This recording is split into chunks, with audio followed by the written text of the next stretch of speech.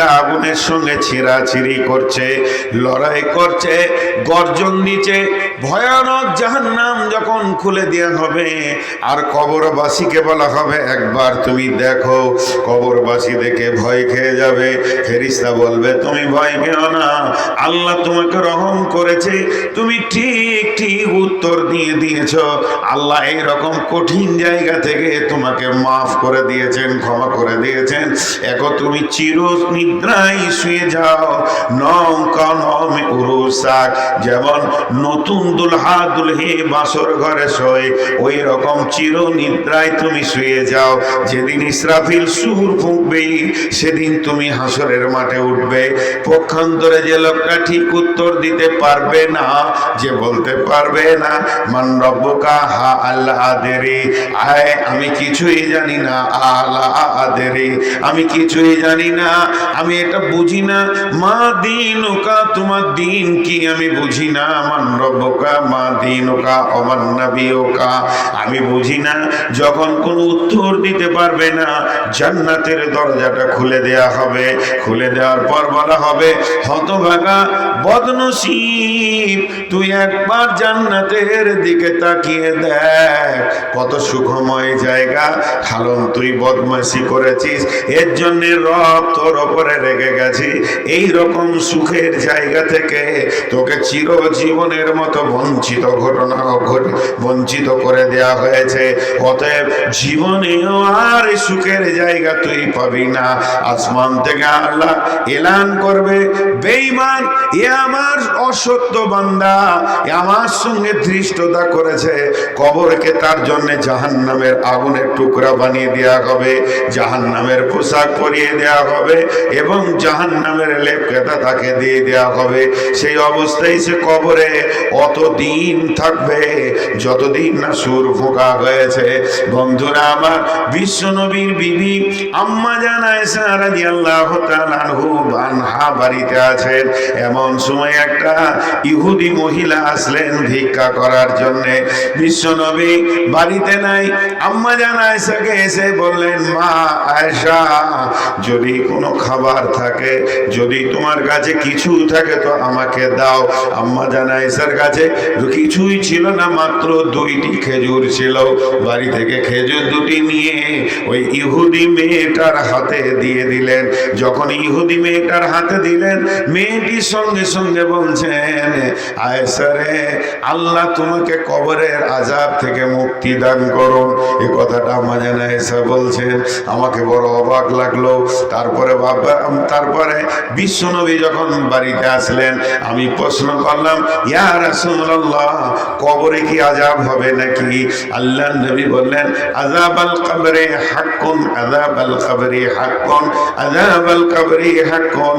কবরের আযাব হচ্ছে বড় সত্য, কবরের আযাব সত্য, কবরের আযাব সত্য। আম্মা জান আয়েশা বলছেন, তারপরে থেকে আমি অনেক খেয়াল করেছি, সূক্ষ্মভাবে ধীরভাবে আমি শুনেছি, নবীজি যতগুলি নামাজ পড়েছেন আমার কাছে অন্তত সেই নামাজের শেষ অংশে আল্লাহর নবীকে আমি কবরের আযাব থেকে মুক্তির দোয়া পড়তে শুনেছি। আজও আমরা দোয়া পড়ি, আল্লাহুম্মা ইন্নী আউযু বিকা মিন আযাবিল কবরি ওয়া আউযু বিকা মিন ফিতনাতিল মাসীহিদ দাজ্জালি ওয়া আউযু বিকা মিনাল মাহইয়াই ওয়াল মামাতি। আল্লাহুম্মা ইন্নী আউযু বিকা মিনাল মাহইয়াই ওয়াল মামাতি। এই দোয়া আমরা পড়তে থাকি। অতএব কবরের আযাব হলো বড় সত্য।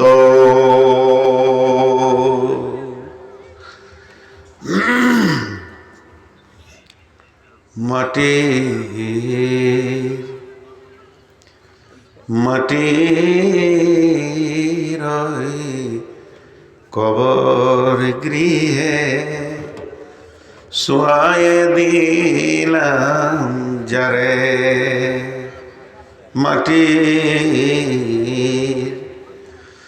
মাটির কবর গৃহে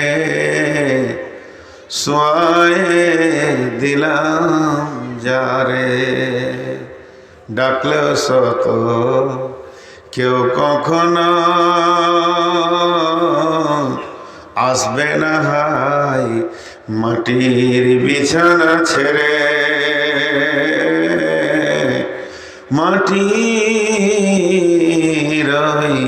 কবর গৃহে শোয়ায়ে দিলাম যারে। নবী রাসূল সাহাবা ইমাম আল্লাহর ওলি যত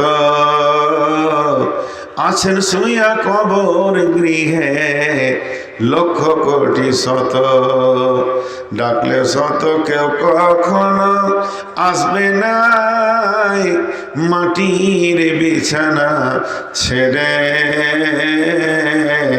মাটির ওই কবর গৃহে শোয়ায়ে দিলাম যারে। ভাইয়া, আমাদের দেশটার নাম ভারত। আমাদের দেশে সাথে কয়েকটা দেশের বর্ডার মিলে আছে। মায়ানমারের সঙ্গে আছে, বাংলাদেশের সঙ্গে আছে, চীনের সঙ্গে আছে, নেপালের সঙ্গে আছে, ভুটানের সঙ্গে আছে, পাকিস্তানের সঙ্গে আছে। এতগুলি দেশ আমাদের দেশের প্রতিবেশী। মন দিয়ে শোনেন উদাহরণটা। আপনি যে কোনো দেশ যান, যে কোনো দেশ যান, ধরেন আপনি বাংলাদেশ যাবেন কিংবা বাংলাদেশের লোক ইন্ডিয়া আসবে, তো মাঝে আছে বর্ডার। ওই বর্ডারে আছে কাস্টম। কাস্টম কি করে? ইমিগ্রেশন করে, চেক। চেক কাস্টমের কাজ হলো চেক করা, গোটা বডি চেক করবে। কাস্টম এমন একটা চাকরির নাম, তাদের এতটাই পাওয়ার আছে যে দেশের প্রধানমন্ত্রীকেও 24 ঘন্টার জন্যে তারা চেক আপে নিতে পারে। আমি মৌলানা সাহেব, আমি হাজি সাহেব, আমি গাজী সাহেব, আমি প্রধানমন্ত্রী, আমি রাষ্ট্রপতি, কাস্টমের কাছে চলবে না। কাস্টম গায়ে হাত দিয়েও চেক করতে পারে।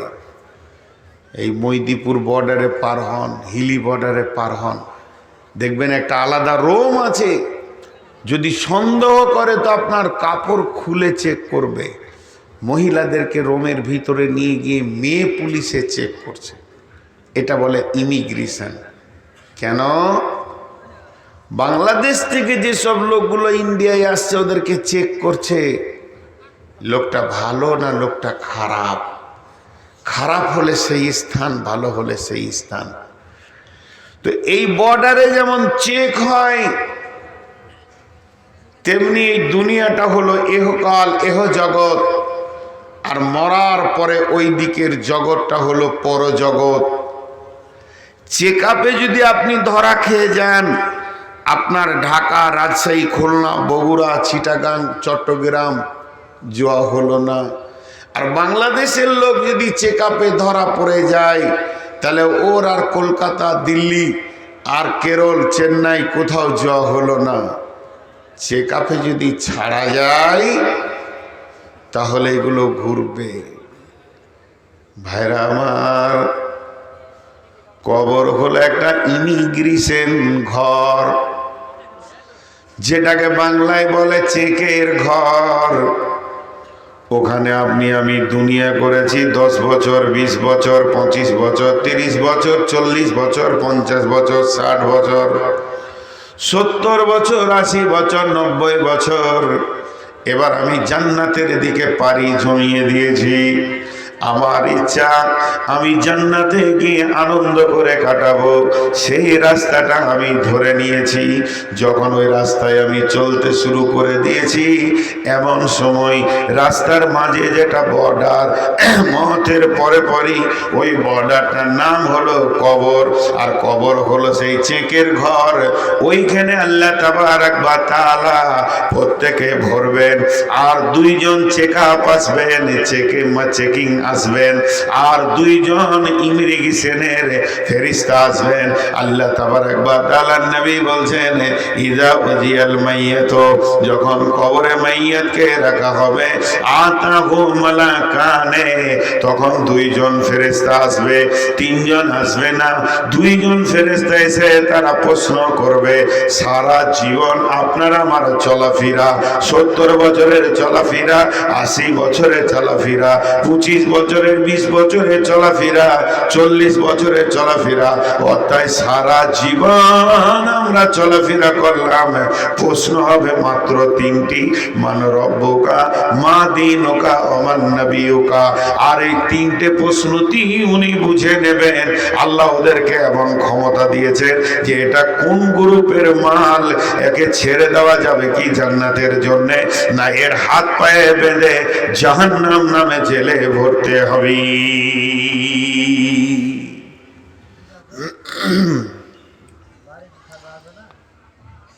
জি ভাই, আপনারা উঠিয়েন না, বসেন বসেন। এখন সূরা তাকাসুরের তাফসীর শুরু করব 2 মিনিট নেওয়ার পর। তো ওইখানে সব ধরা খেয়ে যাবে, সব ধরা খেয়ে যাবে। সব থেকে চালাক কে? সব থেকে চালাক কে? যে বেশি সমাজে মিথ্যা কথা বলে। যদি কেউ সমাজকে ধোঁকা দেয় আর মিথ্যা কথা বলে, তো সমাজ ওর নাম দিবে চালাক। কিন্তু সব থেকে বড় চালাক ওই যে কবরের পুঁজিকে রেডি করেছে। সব থেকে চালাক ওই যে কবরের পুঁজিকে রেডি করতে পেরেছে। এর মতো চালাক আর কেউ নাই। সাহাবা রাদিয়াল্লাহু আজমাইনেরা দুনিয়াকে হারিয়েছেন, কবরের পুঁজিকে রেডি করেছেন, আর আমরা ওটা উল্টা করেছি। এখন একটা প্রশ্ন করব আপনাদেরকে, আপনারা হালকা করে উত্তর দেবেন, চিল্লাতে হবে না।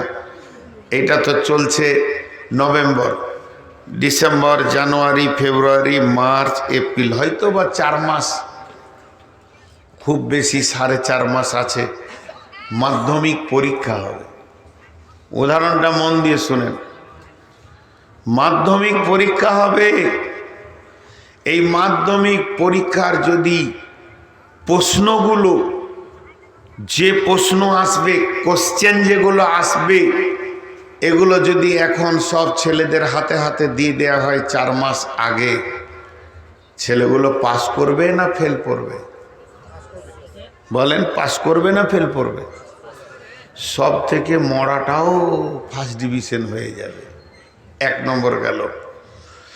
2 নম্বর প্রশ্ন, যে মাধ্যমিক পরীক্ষায় যদি কোনো ছেলে এবছর ব্যাক পায়, সামনে বছর সে পরীক্ষায় বসতে পাবে কি পাবে না?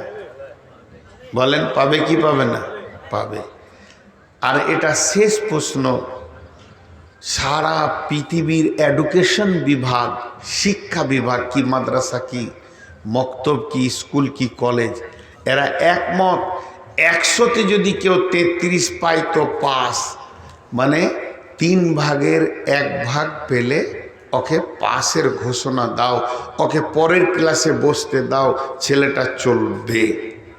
3টে কথা বললাম। এবছর ব্যাক পেলে সামনে বছরে পরীক্ষা দিতে পাবে। আর যদি কোশ্চেনকে আউট করে দেয়া হয়, সবাই পাস করবে। আর 100 ভাগের 3 ভাগে, 100তে 3 ভাগের 1 ভাগ পেলে পাস। এবার চলেন কবর। কবর আপনার আমার, কবরে কি প্রশ্ন হবে? 1450 বছর আগে নবীজি তার কোশ্চেন আউট করে দিয়েছেন। কবরের কোশ্চেনকে গোপনে রাখা নাই। তুমি যখন কবরে ঢুকবে তোমার প্রশ্ন তুমি বুঝতে পারবে, তার আগে পারবে না এমন নয়।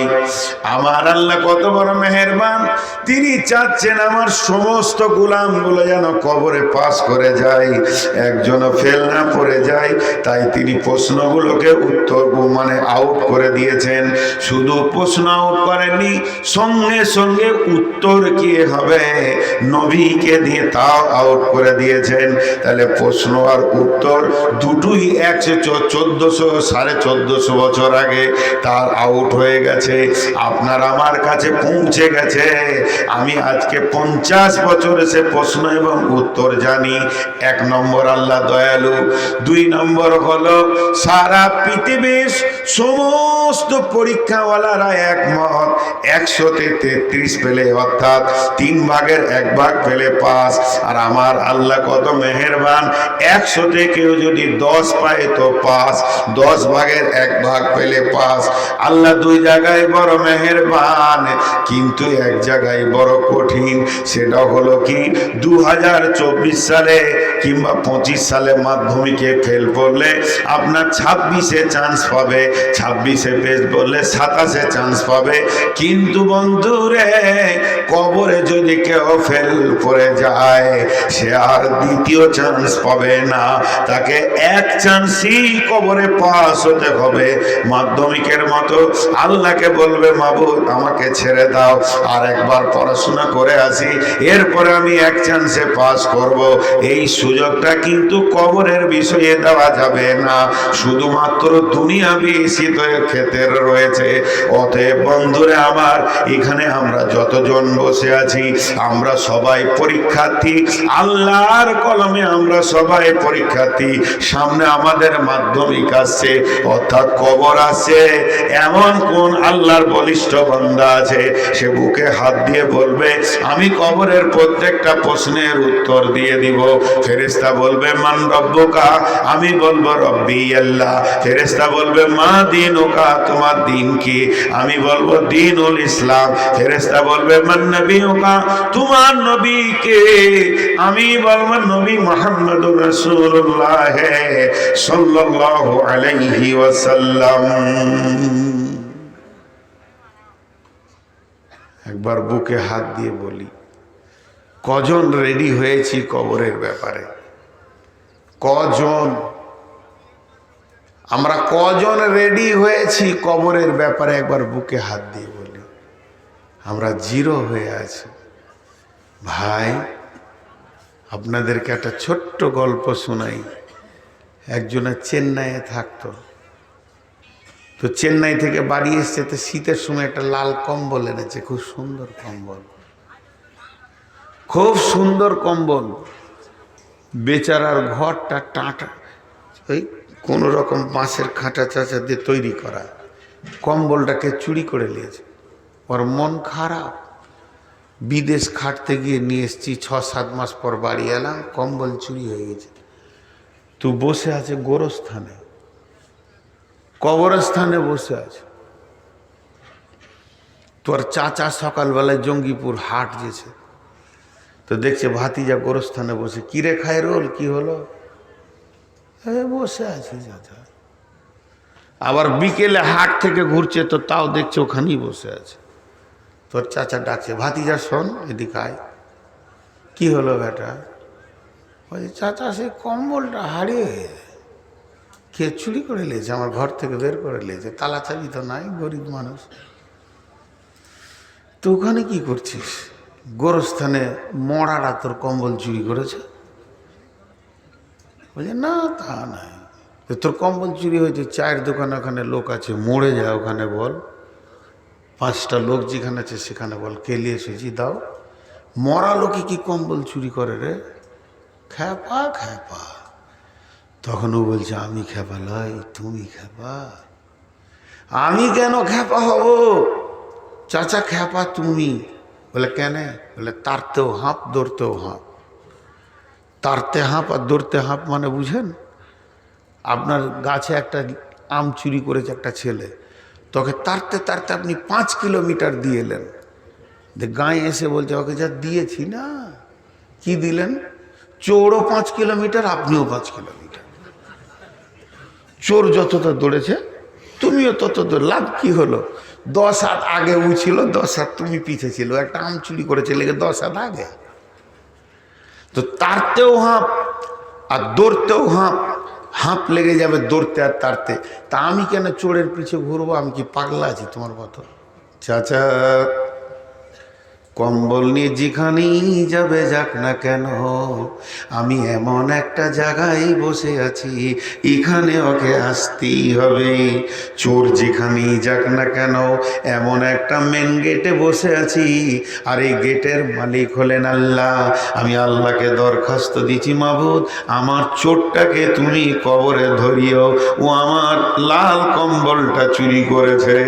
এমন একটা গেটের মালিককে বলে গেছি, একটা ছুঁচো পর্যন্ত চুরি করে এ জায়গায় চেক আপে পার হয়ে যাবে, এরকম মাস্তান পৃথিবীতে তৈরি হয়নি।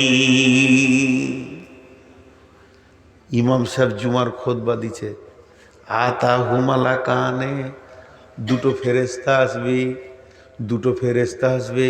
তো ওই গায়ে একটা মাস্তান ছিল, ও তখন এমনি করে মোচে হাত দিছে, বলে আমি তো 5 জন 6 জনকে পিটে দিতে পারি, তো দুটো ফেরেস্তা কবরে আর কি করে? হ্যাঁ, আমার কাছে কি আছে তাদের হাইসিয়াত? পাশের গ্রামে হাজি সাহেব মারা গেছেন, বিচারা খবর পেয়েছে, আজ কি খুতবা শুনলাম, আবার আজ কি হাজি মরেছে, এসার পরে তার জানাজা হবে, এসার পরে জানাজা হবে।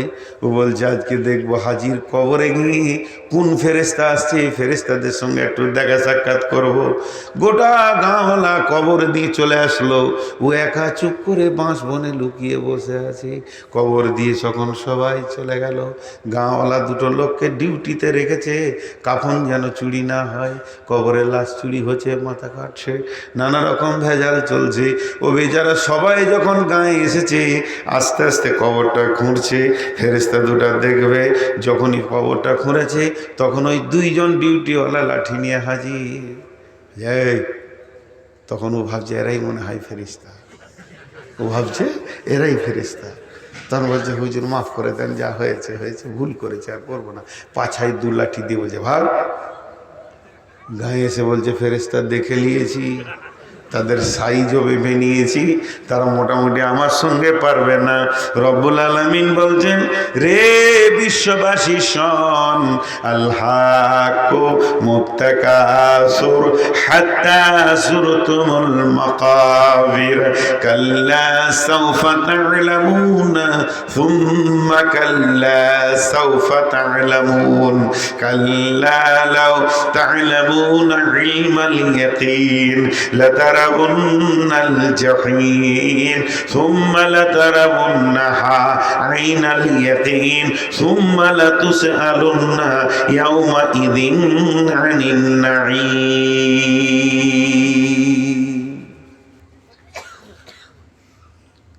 আয়াতটার পড়েছি আমি, শুধু একটা ভাষার উপরে টিকে আছি, কবর। একটা প্রশ্ন রেখে তারপরে আয়াতগুলো তর্জমায় যাব, আর মাঝে একটা কথা 30 সেকেন্ড বলবো। প্রশ্নটা আপনার আমার কাছে খুব ধ্যান দিয়ে শুনবেন, এবং প্রশ্নের ভিতরে জটিলতা আছে। কি? আমাদের সারা জীবনে প্রশ্ন 3টি, মান রব্বুকা, মা দীনুকা, মান নবিয়ুকা। প্রশ্ন যদি বুঝতে পারেন তো উত্তর বুঝতে সুবিধা হবে। আর বিশ্ব নবী বলেছেন যে কবরে পার হয়ে যাবে, সে সব জায়গায় পার হয়ে যাবে। হযরতে ওসমান গনি রাদিয়াল্লাহু তাআলা আনহু কবর দেখলে অঝর নয়নে কাঁদতেন, কবরের বয়ান শুনলে অঝর নয়নে কাঁদতেন। ওসমান গনিকে প্রশ্ন করা হলো, হে আমিরুল মুমিনিন, খলিফাতুল মুসলিমিন, আপনি কবরের ব্যাপারে এত কাঁদেন কেন? তিনি বলেছিলেন যে আল্লাহর রসুল বলেছেন যে কবরে বাঁধবে সে সব জায়গায় বেঁচে যাবে, যে কবরে ফাঁসবে সে সব জায়গায় ফেঁসে যাবে, এই জন্য আমাকে কবরকে অতি ভয় লাগে। মাঝে 1 মিনিট একটা কথা বলে নি, ভাবিয়েন না বিজনেস করছি।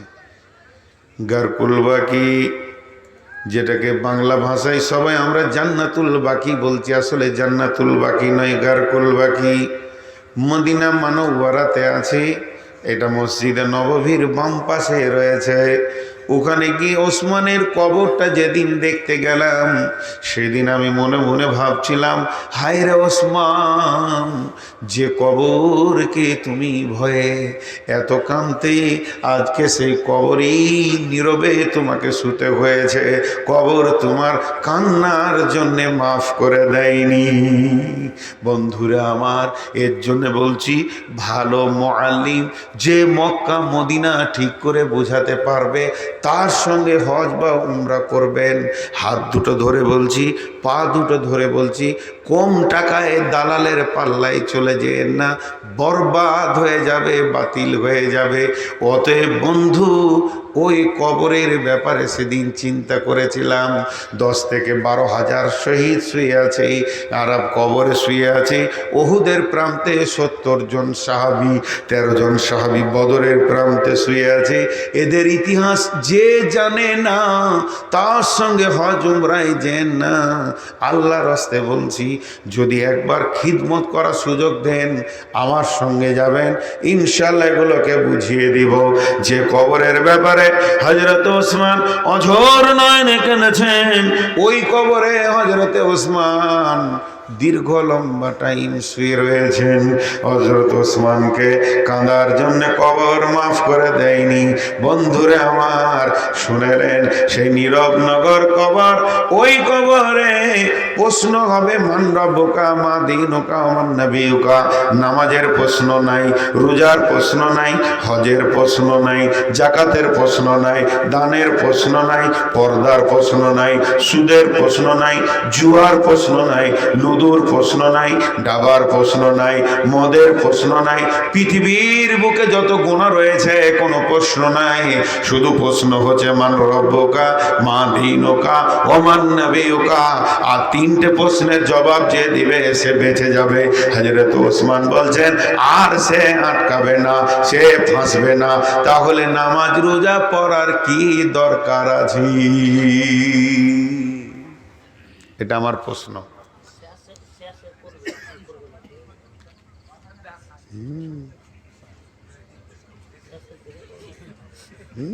শেষি হবে, লুটে লিব, চিন্তা না। মসজিদের তো নাকি হাজি, মসজিদের তো কোনখানে হচ্ছে মসজিদটা?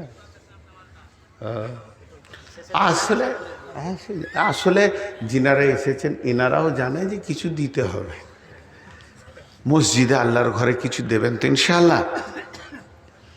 এবার এখানে যারা শিক্ষিত ছেলে একটু আওয়াজ দেন। একটা ছেলে আর্টস নিয়ে পড়ছে, একটা ছেলে কমার্স নিয়ে পড়ছে, আর একটা ছেলে সায়েন্স নিয়ে পড়ছে। সামনে পরীক্ষা, আর্টসের ছেলে কমার্সের প্রশ্ন পড়বে, কমার্সের বই পড়বে? সায়েন্সের ছেলে আর্টসের বই পড়বে? তাহলে আমরা ওই 3টে প্রশ্নের সম্মুখীন হব। তো নামাজ পড়া কি দরকার? নামাজ পড়া কি দরকার? এটা একটা প্রশ্ন আপনাদের সামনে আমি রেখে দিলাম। উত্তরটা আমি দিব ইনশাআল্লাহ, আমিই দিব উত্তরটা। কিন্তু 2 মিনিট প্রশ্নটা আপনাদের কাছে রাখলাম। এই 3টে প্রশ্ন এখানে আসবে। মাঝে একটা ছোট্ট গল্প শুনেই। একটা ছেলে ল নিয়ে পড়ছে, লয়ার, মানে বিরাট বড় সে তর্কবিদ হবে। তো কিছু আছে লোক কবরের আযাবকে বিশ্বাস করে না, আর আহলে কোরআন বলে একটা দল বেরিয়েছে, এরাও কবরের আযাবকে বিশ্বাস করে না। আর আমি আপনাদেরকে একটা জিনিস প্রমাণ করব, কবরের আযাব আমাদের জন্য নিয়ামত। কবরের আযাব আমাদের জন্য গজব লয়, কি নিয়ামত, এটা বলবো। তার আগে এইটা বলে দিই। তো ও বড় চালাক, ও আল্লাহ মানে না, কবর মানে না, হাসর মানে না। আর ওর মা হচ্ছে মুরব্বী মানুষ, খালি বলে, বেটা নামাজ পড় নাই, কবরে কি জবাব দিবি? নামাজ পড় নাই কবরে। ও তখন ওর মাকে বলছে, আমি মুখস্থ করে নিয়েছি, খালি শুনেলে।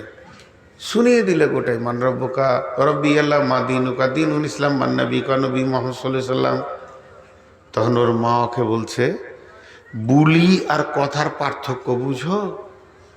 ময়না পাখি বুলি বলে, কথা বলে না। ওকে যেটা শেখানো হয় সেটা বলে, বেশি বলতে পারে না। যদি কোনো বুলি শেখানো ময়নার সামনে একটা বিড়ালকে ধরা হয়, তখন সে আর সালাম দেবে না, কথা বলবে না, চেঁ করে উঠবে। তাহলে একটা ময়না পাখি যদি বিড়ালকে দেখে সে বুলি ভুলে যায়, তোমার মুখস্থ বিদ্যা আমার আল্লাহর আজরাইলকে দেখলে তুমি ভুলে যাবে। কবরে মুখস্থ বিদ্যা কাজে লাগবে না। যদি কবরে মুখস্থ বিদ্যাটা কাজে লাগতো, সমস্ত মানুষ খালি 3টে প্রশ্নের জবাবকে মুখস্থ করে নিত। 1 মিনিট লাগবে, 1 ঘন্টা লাগবে। যে লোকটা মাথা মোটা কোনো হুঁশ নাই, ওই একদিনে মুখস্থ করে নিবে, তাহলে ওই লোকটা বেঁচে যেত। আর একটাও মৌলবি জাহান্নাম যেত না, কারণ তার কবরের প্রশ্নের উত্তরগুলো মুখস্থ আছে। তাহলে ওখানে উত্তরটা কিভাবে হবে? ওখানে উত্তর হবে ইমানের ওপরে। কারণ ইমানের ওপরে যদি না দাঁড়িয়ে থাকে, ওর দ্বারা প্রশ্নের উত্তর দেওয়া সম্ভব হবে না। এবার 3টে প্রশ্ন, একটা প্রশ্নের উত্তরগুলো আপনাদেরকে বলে দিই। প্রথম প্রশ্ন হবে, কবরে যখন মানুষকে রাখা হবে, প্রথম প্রশ্ন হবে মান রব্বুকা, তোমার রব কে? তোমার রব কে? তোমার রব কে? রব মানে কি? রবের অনেকগুলি মানে আছে। রব মানে পালনেওয়ালা, রব মানে পারওয়ারদিগার। তোমার পালনেওয়ালা কে? তোমার জীবনের মালিক কে? হায়াতের মালিক কে? মওতের মালিক কে? তোমার রুজির মালিক কে? তোমার দুঃখ সুখের মালিক কে? তোমার জান্নাত জাহান্নামের মালিক কে? তার একটাই উত্তর হবে রব্বি আল্লাহ। এবার বলেন, এটা প্রথম প্রশ্ন হলো কেন? প্রথম প্রশ্ন হলো কেন? আমি একটা ছেলেকে বিজ্ঞান পড়িয়েছি, আমি বিজ্ঞানের প্রশ্ন করব। আর একটা মাস্টার ইংলিশ পড়িয়েছে, সে ইংলিশের প্রশ্ন করবে। আরেকজন পড়িয়েছে তাকে উর্দু, সে উর্দুর প্রশ্ন করবে। তাহলে রবটা এলো কেন? রবের ক্লাস আল্লাহ নিজে করেছেন। রব এমন একটা সাবজেক্ট, রব এমন একটা সাবজেক্ট যেটার ক্লাস আল্লাহ নিজে করেছেন। পৃথিবীতে যত সাবজেক্ট আছে, পৃথিবীতে যত শিক্ষা আছে, সব থেকে হার্ড কষ্ট হচ্ছে রবের পরিচয়। আপনাদের কাছে হাত দুটি ভিখারির মতো করে চেয়ে নিচ্ছি, 2 মিনিট এখানে ধ্যান দেন। 2 মিনিট। ও রব, হযরত আদমকে আল্লাহ বানালেন। আদমকে নিজের হাতে বানানোর পর আদমের পিঠে এমনি করে আল্লাহ হাতটা দিলেন, আর ঝুরঝুর ঝুরঝুর করে আত্মাগুলো তৈরি হলো। তখনও পর্যন্ত পৃথিবীতে কেউ আসেনি। এমন সময় আল্লাহ সমস্ত আত্মা হযরত আদম থেকে নিয়ে সমস্ত নবী, এমনকি আখিরি পয়গম্বর পর্যন্ত সকলকে আল্লাহ ছাত্র বানালেন। শিক্ষক নিজেই হলেন আল্লাহ, অন্য কাউকে শিক্ষক করলেন না। যে সবার সামনে বলছেন আলাস্তু বিরব্বিকুম, আমি কি তোমাদের রব নয়? এখানে আমার আবার একটা প্রশ্ন। আল্লাহ বলতে পারতেন আমি কি তোমাদের আল্লাহ নয়? আমি কি তোমাদের আল্লাহ নয়? আমি কি তোমাদের আল্লাহ নয়? আর আমি কি তোমাদের রব নয়? আমি কি তোমাদের রব নয়? দুটির মধ্যে আসমান জমিন পার্থক্য আছে। আমি কি তোমাদের আল্লাহ নয়? আল্লাহ মানে মাবুদ, আল্লাহ মানে তিনি আমাদের সমস্ত জীবনকারীর মালিক। কিন্তু রব মানে কি? রবের মানে কি? রবের আবিধানিক অর্থ কি? রব মানে শুধু ছোট্ট করে বলেন পারওয়ারদিগার, এটা ফার্সি ভাষা। বাংলায় হচ্ছে পালনেওয়ালা, আর উর্দুতে হচ্ছে পালনেওয়ালা, ইংরেজিতে হচ্ছে কেয়ারটেকার। আমাকে দেখবে কে? আমার সারা জীবন লালন পালনের দায়িত্ব কার? তখন আমরা আল্লাহকে বলেছি তুমি আমাদের রব। আল্লাহ আমাদের রব, সে আল্লাহ আমাদের সব। এবার একটা উদাহরণ দিব। একটা দস্তরখানায় 25টা ফল আছে। কেউ আম খেলো, সে আমের স্বাদ পেল, পেয়ারা পেল না। যে পেয়ারা খেলো সে জামের স্বাদ পেল না। যে জাম খেলো সে আম খেলো না। তার মানে একটা একটা ফল এক একজন খেলো, একটা একটা স্বাদ পেল। কিন্তু 25টা ফলকে মেশিনে ভরে জুস তৈরি করা হয়েছে। কেউ যদি 1 চামচ জুস খেলো সে কোনোটাই বাদ দিল না, সমস্তগুলি খেলো। তেমনি আল্লাহর নাম আছে, সেফতি নাম আছে, 99টা নাম আছে। আল্লাহর সেফতি নাম 99টা রয়েছে। দেখেন এখানে ছোট ছোট করে দেওয়া আছে। এই 99টি আল্লাহ সেফতি নাম। কেউ যদি আল্লাহকে আল্লাহ বলে ডাকে তো একটা নামে ডাকলো, কেউ যদি রহমান বলে ডাকে তো একটা নামে ডাকলো, কেউ যদি খালিক বলে ডাকে একটা নামে ডাকলো, কেউ যদি সালাম বলে ডাকে তো একটা নামে ডাকলো। তারা একটা গুণ ধরে ডাকলো। কিন্তু কোন ব্যক্তি যদি বলে রব্বানা ফাগফির লানা যুনুবানা, সমস্ত নামের ভিতরে যা গুণ আছে একটা মেশিনে ভরে দিলে যে জুসটা বার হবে তার নাম হবে রব। তার মানে আল্লাহকে যে রব বললো সে সবগুলোই বলে নিল। তুমি আউয়াল, তুমি আখির, তুমি জাহির, তুমি বাতিন। হে আল্লাহ তুমি আমার সব। যা একবার আল্লাহকে রব বলে ডাকবে। এই জন্য কোরআনের ভিতরে এবং হাদিসের মধ্যে যতগুলি দোয়া আছে সমস্ত দোয়াতে রব শব্দ আল্লাহ ব্যবহার করেছেন। রব্বানা ফাগফির লানা যুনুবানা, রব্বানা আতমিম আলাইনা নূরানা, রব্বি হাবলি মিন লাদুনকা যুররিয়াতান তাইয়্যিবাতান, রব্বানা আতিনা ফিদ দুনিয়া হাসানা।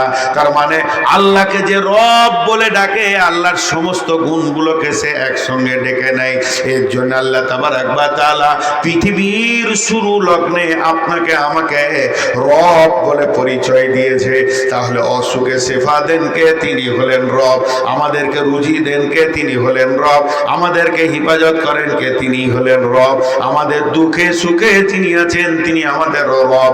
ওই রবকে রবকে রবকে না রব হলেন আল্লাহ।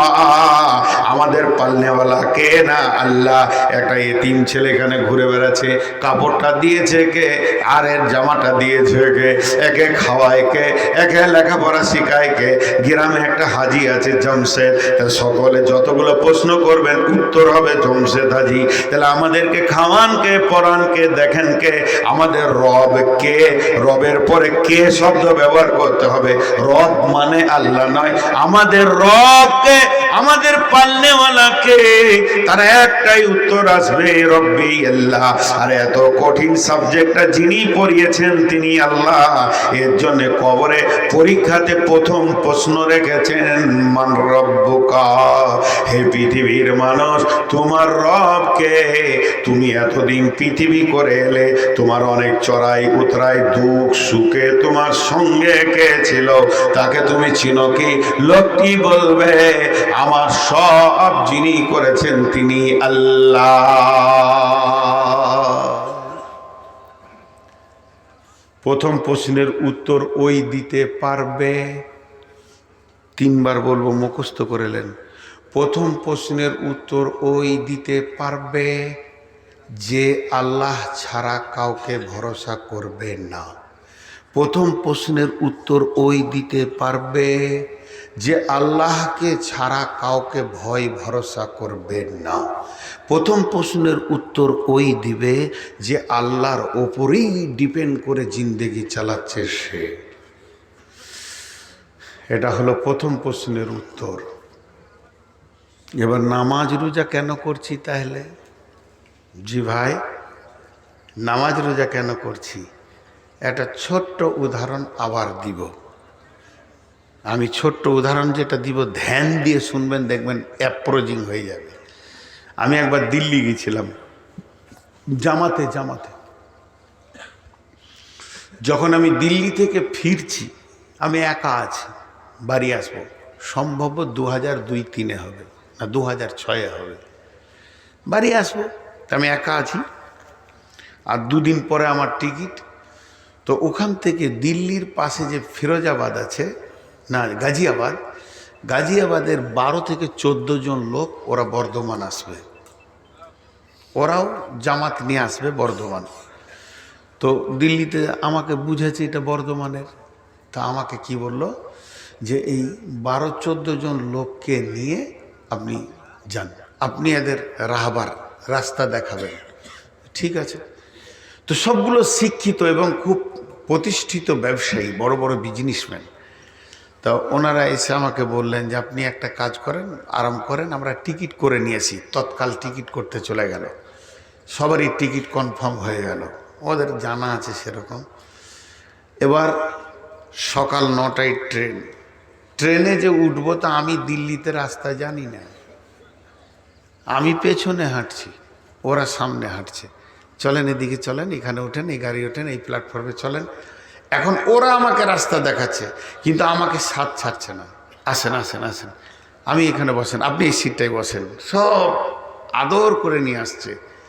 ট্রেন চলতে চলতে চলতে চলতে যখন বরাকর আসানসোল ঢুকে গেল, পশ্চিমবঙ্গে ঢুকে গেল, এবার দুর্গাপুর পার হচ্ছে।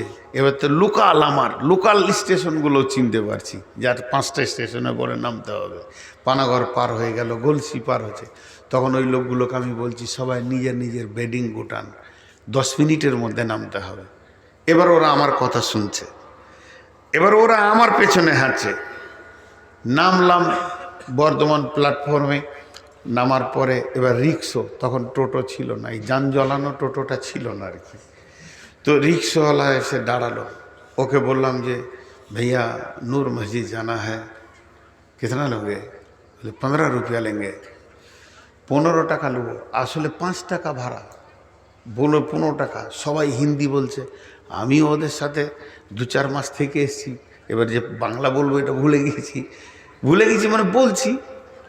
তা ও বলছে 15 টাকা, দেখছে দিল্লির মাল পেয়ে গেছি, আজকে ঠকে নেব আর কি। আর মোটামুটি 14 জন আছে, 7খানা রিক্সা লাগবে। তখন আমি বলছি ফাজলামো পেয়েছো নাকি? এবার সিধা বাংলা বলতে লেগেছি, ফাজলামো পেয়েছো? হ্যাঁ শালা 3 হাত রাস্তা লয়, কিসের তুমি বলছো 15 টাকা? 5 টাকায় যাবে তুমি? বলছে আসেন আসেন।